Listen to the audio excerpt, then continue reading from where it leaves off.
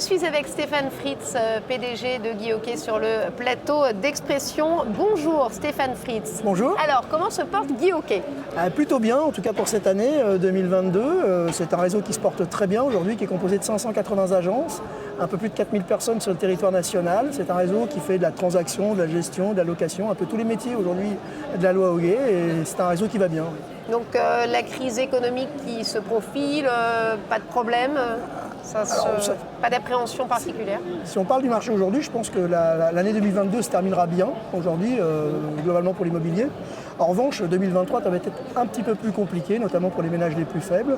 Et on voit bien qu'on va avoir besoin demain de renforcer nos équipes pour accompagner au mieux et au plus près le projet immobilier des Français. Justement, les équipes, la formation, c'est votre cœur de projet chez Guy Hockey ?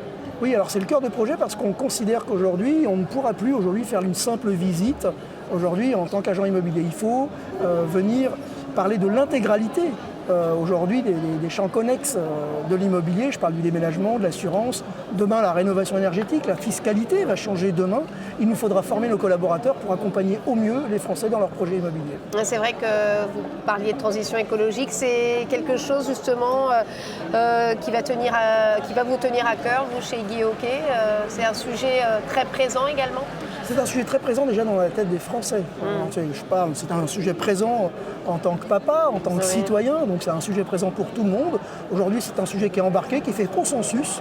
C'est le chemin et la vitesse à laquelle on va y aller. Donc évidemment, il va nous falloir former nos collaborateurs pour accompagner au mieux les propriétaires, les bailleurs, les locataires et les acheteurs.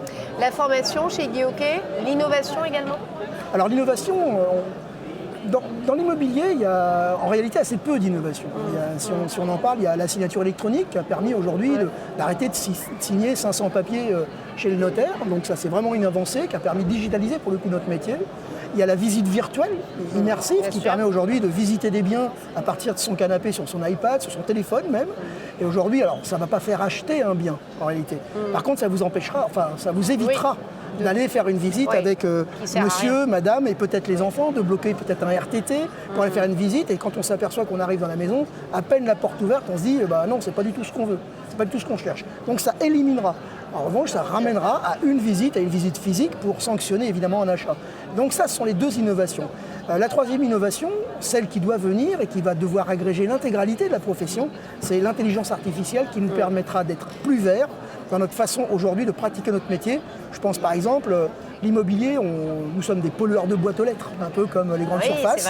Comment on va faire pour faire de la prospection digitale, pour le coup éminemment plutôt environnementale. Et donc il nous faudra travailler l'intelligence artificielle pour venir près des gens au moment où ils souhaitent acheter, vendre, louer ou investir. Donc ça, c'est une autre innovation. Et puis après, sur la formation, il y a une vraie innovation aujourd'hui, mais qui est une innovation d'un mariage entre l'humain et la technologie. C'est la plateforme d'e-learning qui va permettre aujourd'hui de séquencer les gestes du collaborateur. Je parle par exemple du compromis. Vous apprenez le compromis en janvier. Le premier compromis que vous signerez, c'est au mois d'avril. Il ne vous reste plus il ne vous reste plus rien de la formation. En revanche, si on le met dans le téléphone et qu'on associe l'apprentissage au geste, alors on a la compétence. Donc ça, c'est la technologie qui va nous permettre de le faire. Alors là, je pose une question, ma dernière, un petit peu de novice.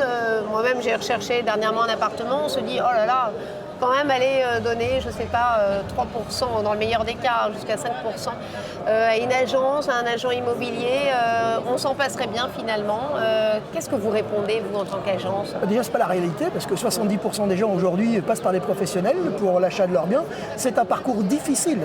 Alors, il est certain que si jamais on vous emmène et qu'on ne vous donne pas un bon prix pour votre mandat, puisque vous donnez votre maison à vendre, ou quand en tant qu'acheteur, on vous dit, tiens, là, il doit y avoir un frigidaire, ça doit bien être une cuisine, et qu'on vous amène quelque chose de...